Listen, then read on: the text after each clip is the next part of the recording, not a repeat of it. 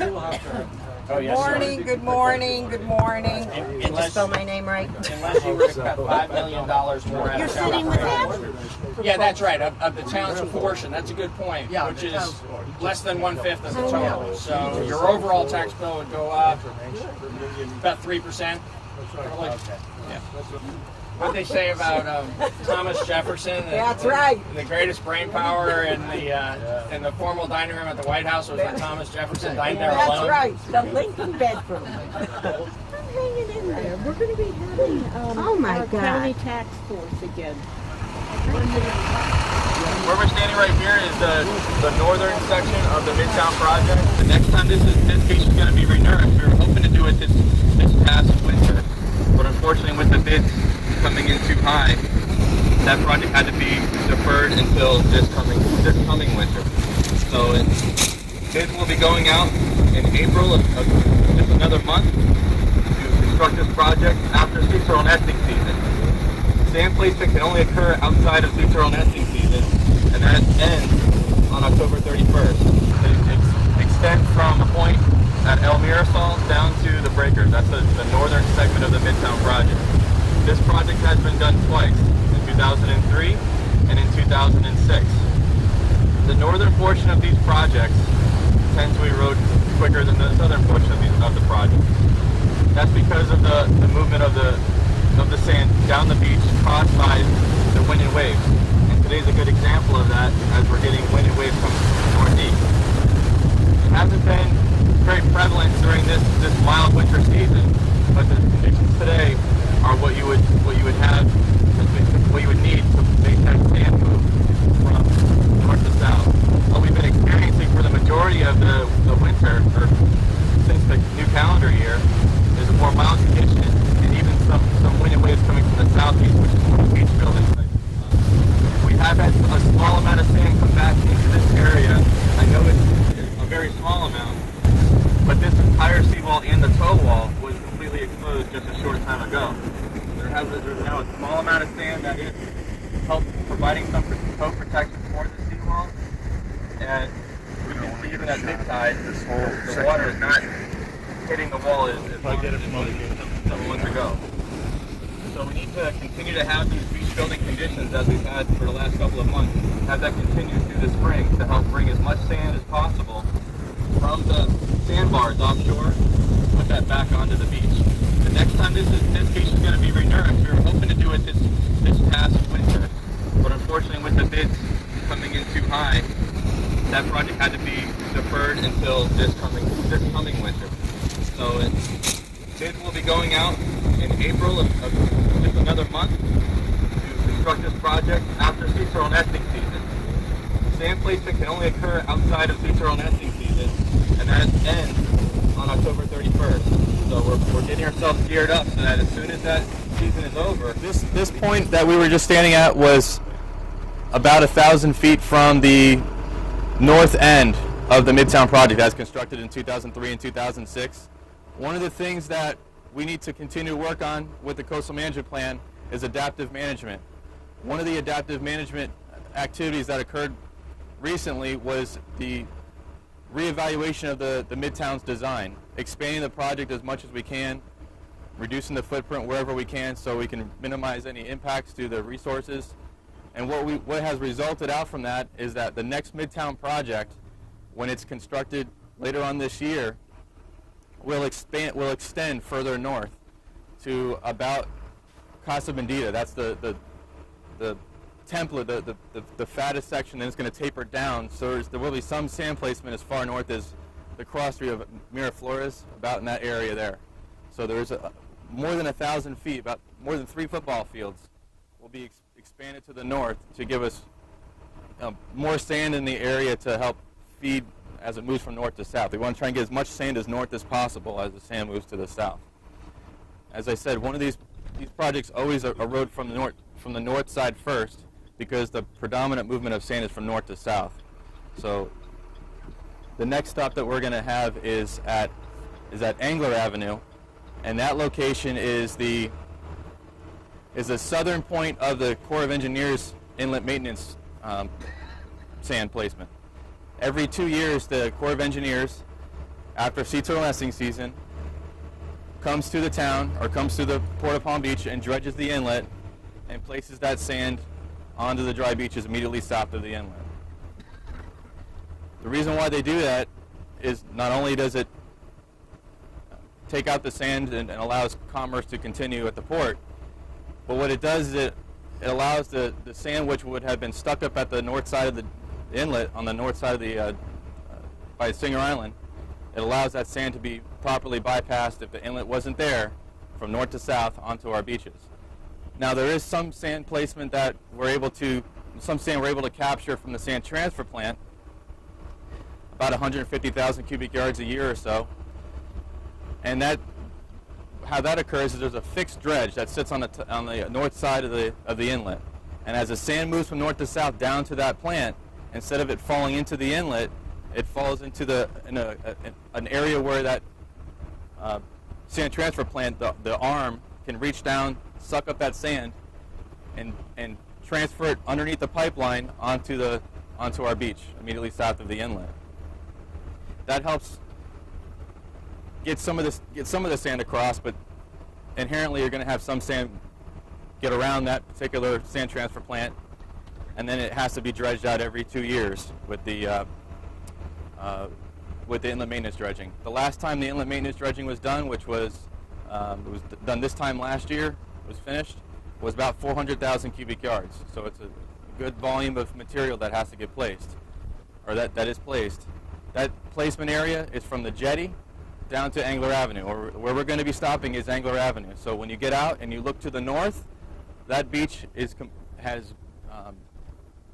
that is where the sand is actively placed. If you look to the south, that is where sand has moved to. So you can see not only is sand placement help the direct area where the sand's placed, but it has a secondary benefit of moving down and feeding the beaches to the south. The sand transfer plant, we're at North Ocean Boulevard Seawall right here. Yeah. We'll stop on the way back. Okay. The sand transfer plant, like I said, bypasses approximately 150,000 cubic yards a year. It was down for a year after Hurricane Sandy. It was back online in October of 2013. When it came back online, there was a lot of sand that had piled up adjacent to the sand transfer plant, so a lot of material came out in the month of November and December. We were able to bypass a lot of sand back onto our beach.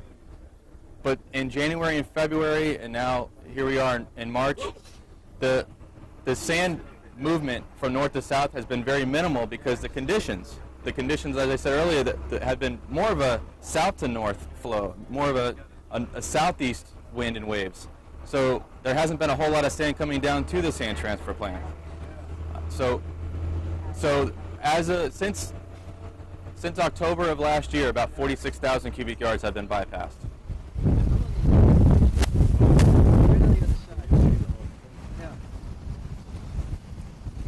Where we're standing here, like I said, is the southern portion, the southern end of the inlet maintenance dredging placement area. The inlet maintenance dredging, while it does provide sand to this area, the focus is we want to get this sand moving further to the south.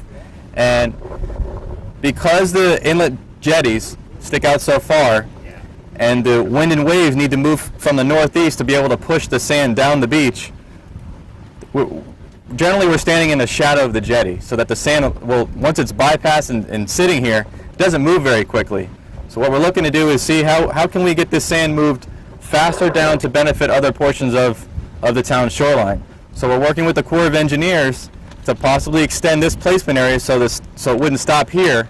It would stop a little further to the south. We're looking at least 2,000 feet. If we can get sand placed down that area, it'll more quickly benefit the other beaches to the south.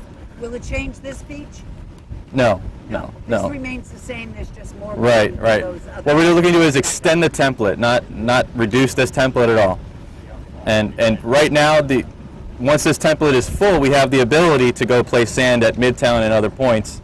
But right now, it holds a lot of sand in this area, and if we extend the template to the south, yeah, the dune and beach extends until you get down to about Palmer Way, and that's where you see a transition of just a beach without a dune and that continues for quite a way down to where we just were over at between Wells, Atlantic, Dunbar, Sunrise. So this is a location here. You can see the sand transfer plant just on the other side of the inlet. Yeah. The door is open, so the county is there today. I can't see any material being pumped at the moment. It looks like just water's coming out of the pipe, maybe some sand. And we were looking at Engler Avenue here as being a good candidate site for a second discharge. It is included in the BMA, but Is it in the budget or not? no, it's not in the budget. What we're looking to do is see if we can extend the Corps of Engineers placement area rather than have the second discharge. Right. See if we can accomplish that same activity using the Corps of Engineers to place the sand rather than having a second discharge. Where we get into the town paying the incremental cost is if we go outside of this area and take it to Midtown or some other location, there's a substantial cost to barging a large quantity of sand and pumping it out at some other spot, and the town would have to pay that. Here, what Rob was describing in terms of trying to extend that disposal area south, the Corps would continue to pay 100% of the cost. That's why we want to accomplish that, so that they're placing less sand up in this area where it sits here for a long time and more of it down where it's going to benefit the entire town at their cost, not at town. Two activities currently underway regarding that area we were at the first stop. If you want to keep moving, The first is that now that that beach is eroded, it's exposed to seawall, and that seawall is there's sections that are privately owned and sections that are publicly owned. At the end of the right-of-ways is our publicly owned portions. Those run across to that driveway and I'll be able to we've identified certain areas of those seawalls that could use some restoration, some rehabilitation, and that process we're now in the permitting process to go ahead and get those seawall repairs performed once sea turtle nesting season is over. So between now and November 1st, we're going to have the permitting completed, and then the sand placement can't occur during nesting season. So we're getting ourselves geared up with bidding documents and with all the regulatory requirements, getting that in order so that we can start in November. So the plan right now is that if we are going to pursue the restorations of the seawall, that would occur immediately at November 1st, and then there would be until that seawall repairs are completed, we wouldn't place the sand. So we're looking at next winter having possibly both the seawall repaired and having sand placed on the beach. Well, because the whole Midtown project we're looking to construct, so not just that portion right there along that seawall. So the sand placement can start immediately in November 1st. It wouldn't occur right there because the seawall activities would be underway, but that work could begin November 1st as well. The coastal processes here, the majority of the sand that we get obviously comes from north to south. So you've got sand moving from north to south from the Carolinas and the Georgia area. As it gets down and closer to us, a lot of that sand isn't from Georgia and South Carolina anymore. It's mixed with broken down shells and reefs. So the sand that we have is not entirely sedimentary. It's a different type of sand. The movement of sand is different here than it is in Rhode Island. The process here, it's an open coast shoreline, very straight shoreline, so the sand movement is north to south. In Rhode Island, there's more pocket beaches. There's a little bit of a different scenario there. So the movement is why you have to apply yourself different. Where we are right now is adjacent to the North Ocean Boulevard seawall and revetment. While it does provide immediate protection to the Palm Beach Country Club, it's the primary. Primarily, it protects the roadway here for emergency reasons, for folks to get out, evacuate. So it's very important for us to maintain this seawall. It's an older seawall. It's been around for quite some time. In the early 2005, I believe, we had noticed that the wall was nearing at the end of its life, and we needed to go ahead and bolster it up. So what was done was at the base of the wall, there was a revetment that was constructed, and that went from the whole length of this wall, and that was to help buy some time till we could design, permit, and get a new wall put in place. Revetment, explain what The revetment is a rocky structure, pile of rocks, pile of rocks, that runs along this wall. The breakers did that. Right. Written up in the paper the other day. Yes. So this pile of rocks now is buried. very few of the rocks you'll see. So there's a lot of sand has come here. We've been very fortunate over the last few months. So that rock revetment is covered with sand right now.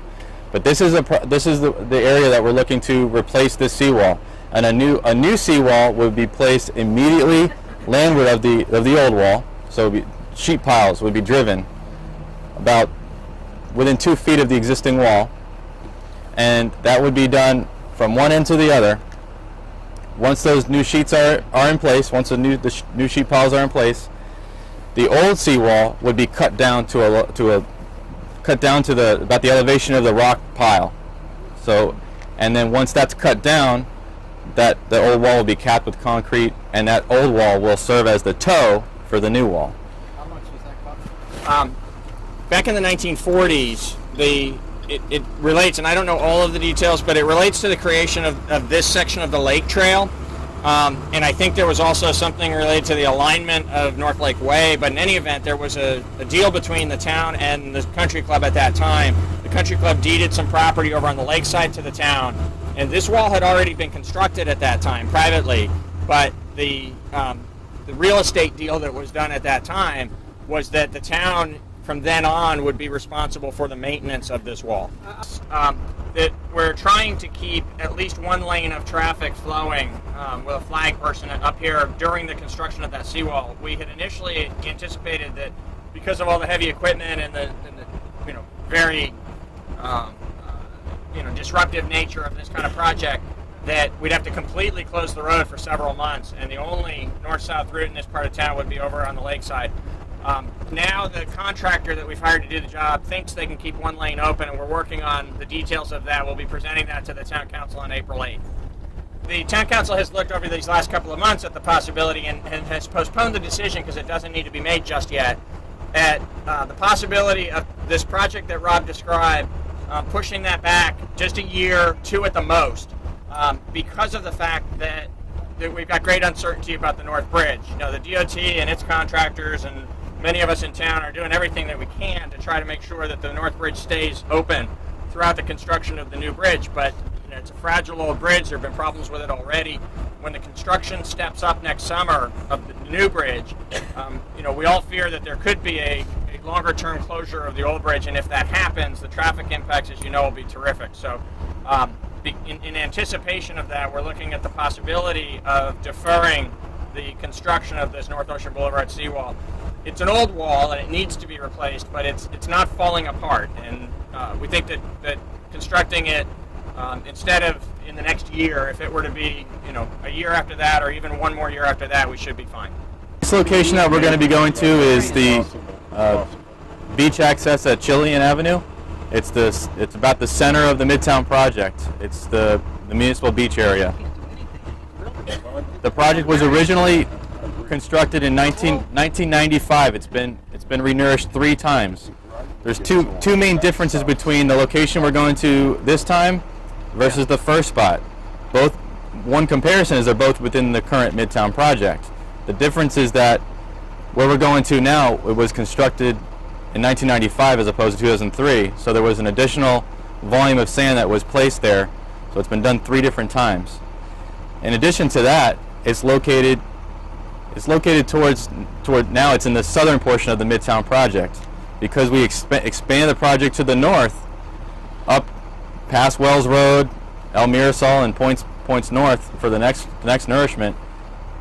A lot of that sand that's in the Reach 3 area. Reach 3, we divide our town into 8 different reaches, and the Midtown project includes Reaches 3 and Reach 4. Reach 3 is north of Breakers. Reach 4 is south of Breakers, the Midtown project. So the Midtown project now has 2 main segments to it. Because the portion that we're going to now is in the southern section of the Midtown project, all that sand that was placed in Reach 3 benefits the Reach 4 project.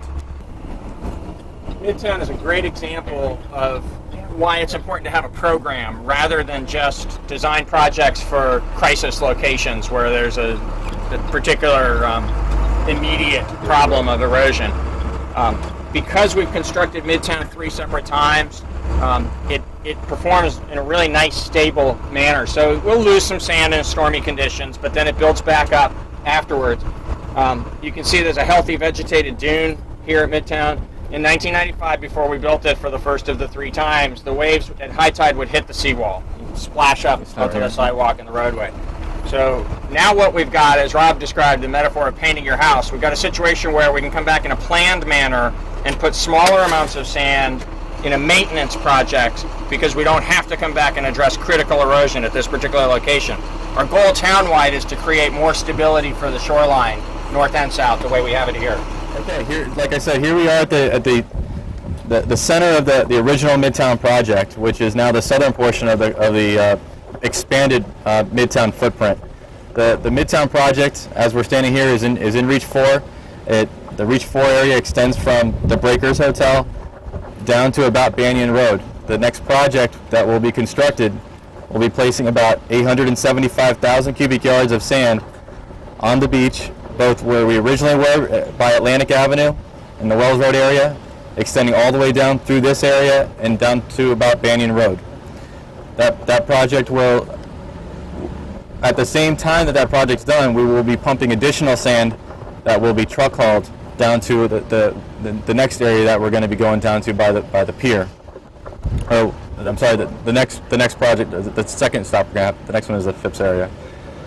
You can see the water splashing up at the Lauder property at the end. Yes, right. Well, right. Those jet out. As I mentioned earlier, there's 11 groins here in Midtown, and they're all buried right now. If you can see the red signs on the beach, those are where the groins are located. In our particular area here in Midtown, it's been very helpful because the sand moves from north to south. It helps hold the sand in place. There are other sections, other shoreline influences that make groin construction a little bit more challenging. Before the PEP reefs were installed, and before the beach nourishment was done in 1995.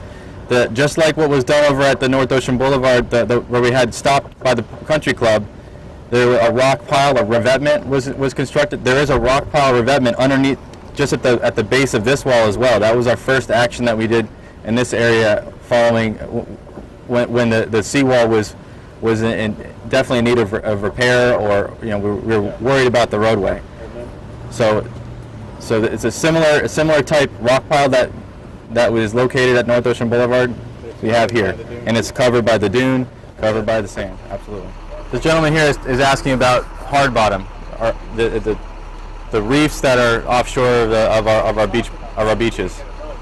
And to answer your question, his question was, if sand was on the beaches and these reefs were covered, and then they were uncovered, why can't we cover them back again? Is that really essentially what it is? The state of Florida and actually both the state and the federal regulatory agencies don't view that as, once the resource is exposed, it's resource that's available for nature. There's different measures of protection that need to occur in the beach program. We have first what we try to do is avoid them altogether. That's the first step is avoidance, and then it's minimization. If we have to impact with our projects, impact something, then we try to make sure it's to a minimal. And then once we've got that down to a small amount of minimal impacts, then we've got to mitigate for that. If it is a hard bottom or a rocky part of the shoreline where the state and the federal folks are tolerant to it being buried with mitigation, then they'll permit us to be able to do that project, but we have to pay an additional fee or build artificial reefs in order to maintain that project. And it's now a pretty well settled aspect of the law that if the material is uncovered for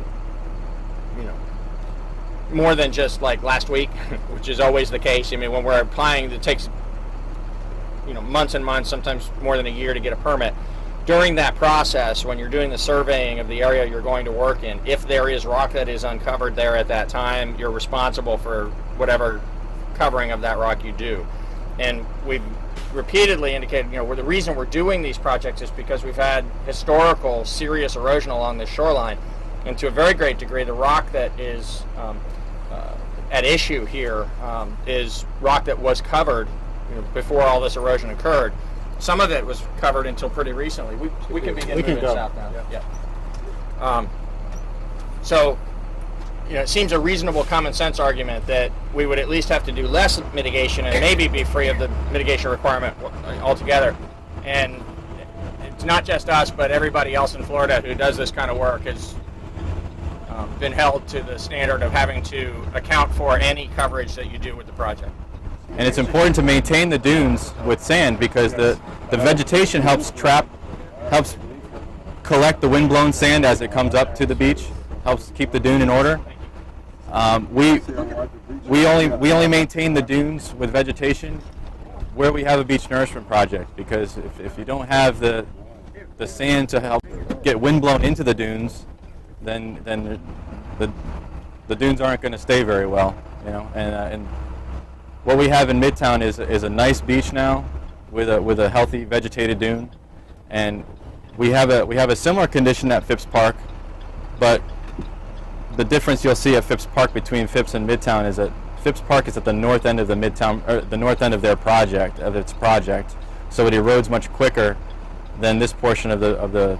In any type of hurricane, we've had in Hurricanes Francis and G, we had a lot of erosion from that storm, but there were sections of the shoreline after Hurricane Wilma where the beach grew, and it all depends on the size of the storm, the duration of the storm, but also more importantly where the storm's coming from, the direction, which ways the wind is blowing, to see where that sand is moving. A lot of the impacts that occurred to the town shoreline happened from the inlet, and it's been documented that over 12 million cubic yards of sand has been restricted because of that inlet over the many years that the inlet's been in place. 12 million cubic yards. So we're operating at a deficit. So while we do a lot of activities up at the inlet now, so that our condition doesn't get worse from the inlet, we've got a lot of catching up to do, and that's what all these projects do. It helps get us caught up, but also it addresses the influences from the storm impacts that we get now. What we have here, what we have over at Phipps Park. When we get to Phipps Park, you'll notice the south end of Phipps Park. There's rocks along the shoreline. That rock formation along the shoreline is exposed to the wave energy, and it causes scour immediately to the south and adjacent to that rock formation. Wherever you see waves interact with hardened structures, you see an accelerated movement of sand, and that's what we have in some hot spots here in town. And one of them was there are certain sections of the beach that I visit pretty regularly. At least once a month, I visit the beach at high tide and at low tide at 40 plus locations along the town shoreline from one end to the other. And I look at certain areas are areas that I go to pretty regularly to maintain, to compare between month to month seasonal influences and annual change. And then there are some areas that I go to that are some of the hot spots. If it occurs on a less frequent basis, I'll visit those just to make sure that Sloan's curve, this is the transition from reach 6 and into reach 7. So we're getting close to 50. This is an area that's going to be getting sand this November, in addition to the Midtown project, and I'll talk about that in a moment. Okay. We're going to be placing sand here as well. Where we're standing is Phipps Ocean Park. It's in reach 7. This particular area that we're standing is the northern portion of the Phipps Ocean Park Reach 7 project. That project stops literally a couple hundred feet north of us. The section of the eroded beach between that sign that says end of guarded beach and the rock revetment in reach 6 is the Sloan's Curve area. That is an area that, because of the natural resources that are offshore, that prohibits us from placing sand in the water right now. We don't have a permit to place sand in the water. So dune restoration is performed when we do the Phipps Ocean Park project. We also place dune restoration sand north of that sign to that rock revetment. This is an area that we are looking to get sand placed this coming winter, and with the Midtown project placing approximately 875,000 cubic yards, we're looking to pump up. We're going to be dredging that sand for Midtown from an offshore bar area and putting that sand onto the beach in Midtown. It's going to come up. One of the locations where the sand is going to be placed is up by the Peruvian area, just north of Worth Avenue. And that sand is there's a section where we're going to be stockpiling sand there. That stockpiled sand is going to be truck hauled down into this area here. About 100,000 cubic yards is planned to be placed in this general area between the Sloan's Curve, some dune restoration between Sloan's Curve, down to this Phipps Ocean Park area where we're standing, and then points out to about the par 3 golf course. About 100,000 cubic yards. For those of you that are familiar with the 2011 partial project that was done, there was some sand placement here in Phipps Park of about 50,000 cubic yards that was done just a couple of years ago. So this is about twice that volume. Is this hard bottom here? It's a longshore rock, hard bottom, yes. Can't touch that. Well, this rock right here, yes, we can touch. We bury it. We've mitigated for that. There's an artificial reef that was constructed in Reach 6 that we drove past it.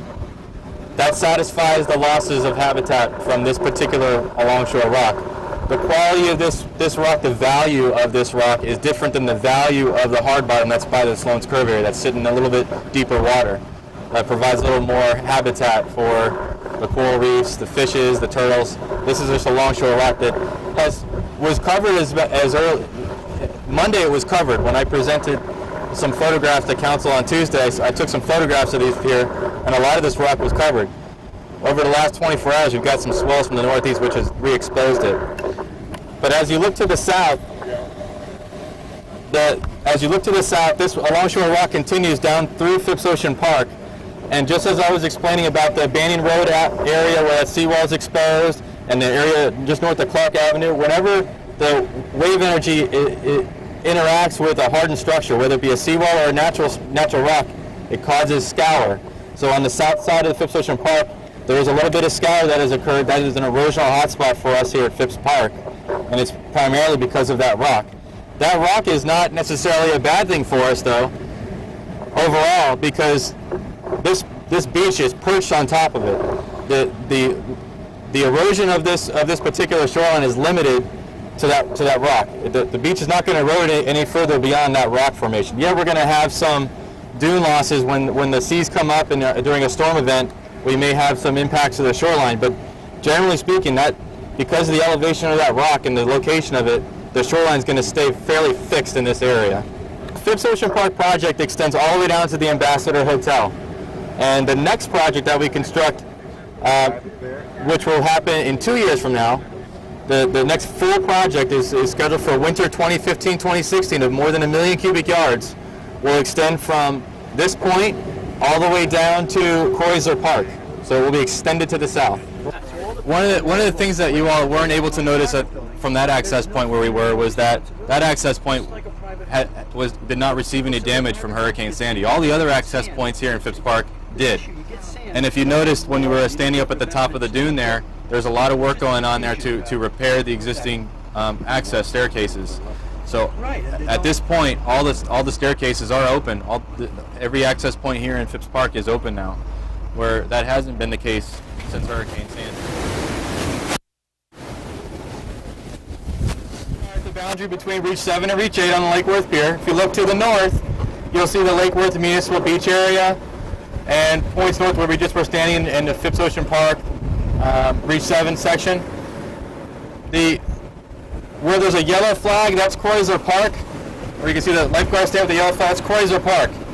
Just north of that park is where the sand placement effort stops. We had placed dunes between Croiser Park and the Ambassador Hotel, and that's it. So from Croiser Park down to this point, no sand has been placed. But you'll notice the Lake Worth Beach, there's a pretty good beach and dune system, and the lifeguard stand is sitting right there with the red flag. Just a reminder is that the first project for Phipps Ocean Park, it's only been done once, was done in 2006. Before 2006, the Lake Worth Municipal Beach area was so eroded that the lifeguard stands were up in the roadway.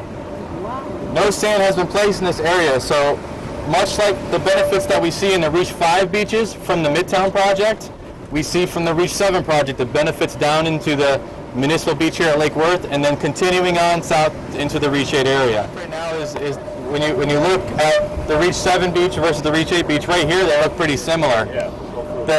The difference is when you get further down, there are some areas that are a little bit, the beach is a little narrower, a little lower in elevation.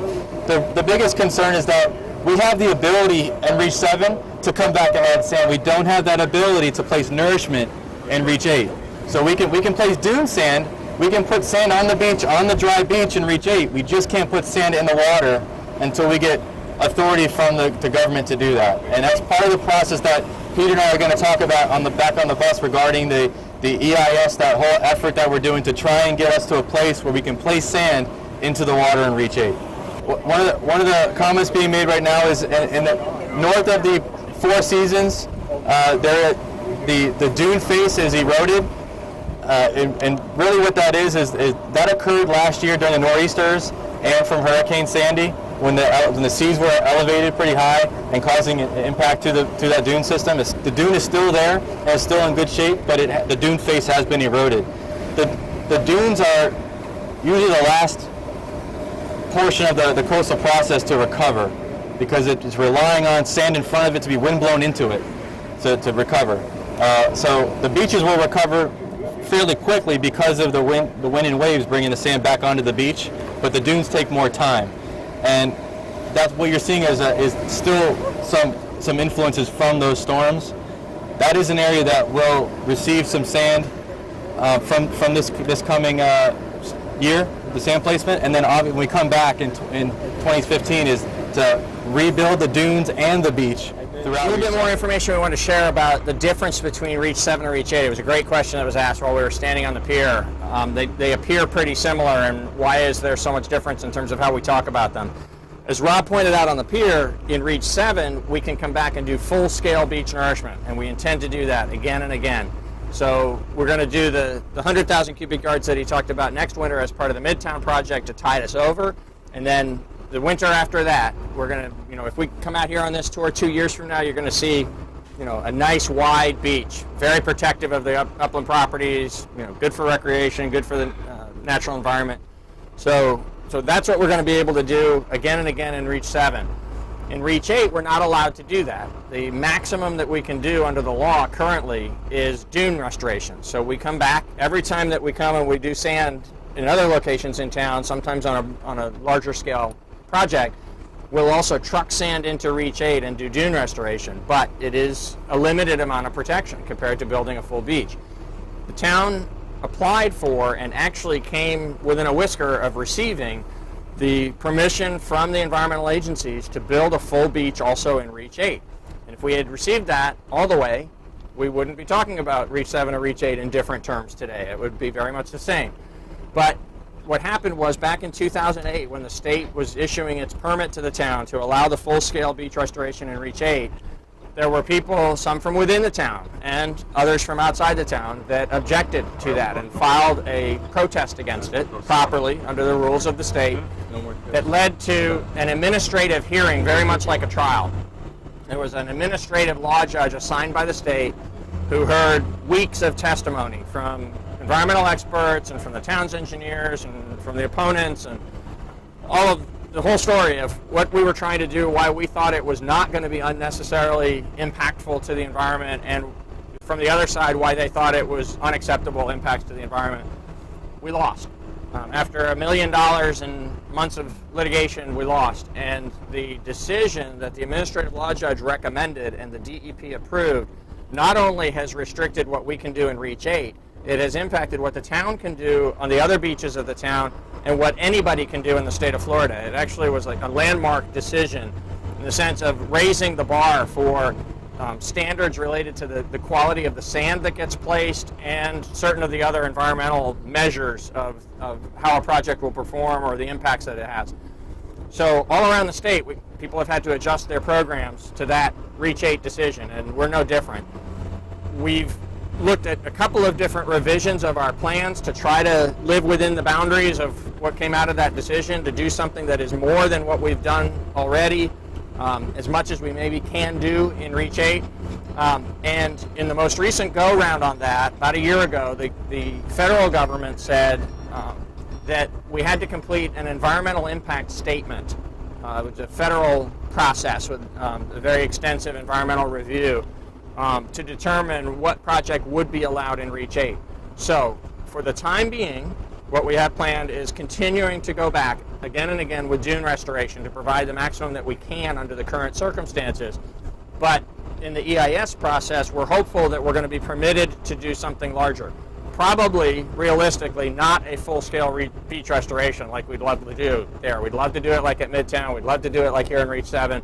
Based on the Reach 8 ruling, what we know are going to be the constraints that are going to come out of this study, we're probably going to be required to do something less than that full width of beach because of all the nearshore rock that exists on a Reach 8. Rob described how Reach 2 and Reach 8 are very similar in that respect. So we can't place sand at Reach 2 either. We depend on the inlet and stretching out the Midtown project north a little bit. In Reach 8, we're not going to be able to do a full width like we do in Reach 7, but we believe we should be allowed to do something more than just dune restoration. That environmental impact statement is almost finished. The town is funding it for about $1 million worth. The Corps of Engineers is completing it, and we understand that a draft is going to be available shortly. So sometime this spring, we should all be able to look at a draft, react to what it says, provide our additional input to the federal government. They'll go away again for a few more months and react to the comments that have been made and polish it up. And before the end of this year, we do expect to see a final EIS for Reach 8. And that's going to be just a critically important document to all of us because it's going to tell us where that outer boundary is. What can we do that is more than what we've been able to do so far? We have looked at that question. There's of course less immediate threat of damage on the lakeside. There's a lot that private property owners have done at their own properties there. There are some requirements the town has in terms of what kinds of bulkheads get constructed on the lakeside. But there isn't an active management program where the town goes out and spends millions of dollars like we do on the ocean side because the ocean poses a threat to the security of the entire island every day, and the lake doesn't pose that threat. There is long-term concern about rising water and about storm damages that can occur from the lakeside. The issue there, though, the problem that we have in trying to do something to manage that is the land on the lakeside of the island, almost everywhere, sits quite a lot lower than it does over on the beach side. And because of that, and because of the soil conditions, the kinds of weather patterns that would create an issue where the lake comes up higher. So think either storm surge from a major storm that creates also the ocean impacts, or if it's just days of heavy rain inland and the water is coming out of the canals into the lake and raising up the water level in the lake. Those kinds of situations, or in the very long term, a rising sea level. Those conditions are going to bring up the water table as well. And when the water table, which it does in some areas along the lakefront of the town, comes to the surface, you get some ponding water that you cannot pump away. You cannot put a barrier up to keep it out, and you cannot pump it away because that's where nature wants the water to be at that spot. So it's a very different set of conditions. It's a very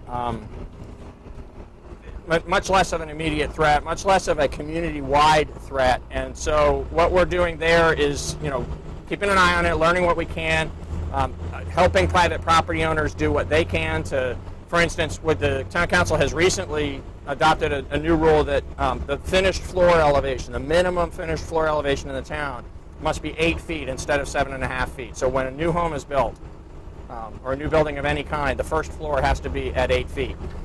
That additional 6 inches means a lot when we're dealing with the potential for some rising water. So those kinds of things the town is looking at from a regulatory point of view, but not from an active management point of view where we would go out to protect the whole island. On the island, when we get those very heavy rains on the island, a property that has been redeveloped and raised up will if we don't require drainage on the property, is going to shed its water off onto the neighbors. So we do require that newly developed properties or redeveloped properties retain the first 2 inches of any rainfall. That's a lot of rain in any given storm. So then once 2 inches has collected and been retained on the property, the additional rain after that will spill off, sometimes towards the neighbor, more often into the street and into the public drainage system, because the properties usually also are required to be contoured in such a way that the excess water isn't going to harm the neighbor. Especially, we see that a lot in the north end where it's individual lots for single-family homes, streets redevelop slowly over a decade or two, and you've got some relatively older, lower homes next door to higher, newer homes. So as that transition occurs, we're trying to make sure that the town's development rules require the newly developed properties to be responsible for their own water. The City of West Palm Beach is the purveyor of water for our area. That they are working together with the South Florida Water Management District and others to come up with a plan for how to capture more of the rainwater from the region and store it so that it can provide protection for us in drought situations in the future. The Corps of Engineers study related to the deepening and widening says that there will be increased storm surge into the lake. We have some concerns about the adequacy of the study that they've done, and that's one of the things that has been an objection to the current proposed project, is that we don't think that we really know, we don't think they really know how bad the impacts might be from a deeper and wider inlet and creating more storm surge. Because the town does get involved to a limited degree with maintenance of private walls, and it raises a very fair question of why. We do, at that one segment of wall by the country club that we stopped at earlier, because of that agreement that we talked about dating back all the way to the 1940s. Elsewhere in town, the standard is, and we're going by one right now, if it is a privately owned wall that provides protection to the public roadway, then it comes under a classification of a roadway protective seawall.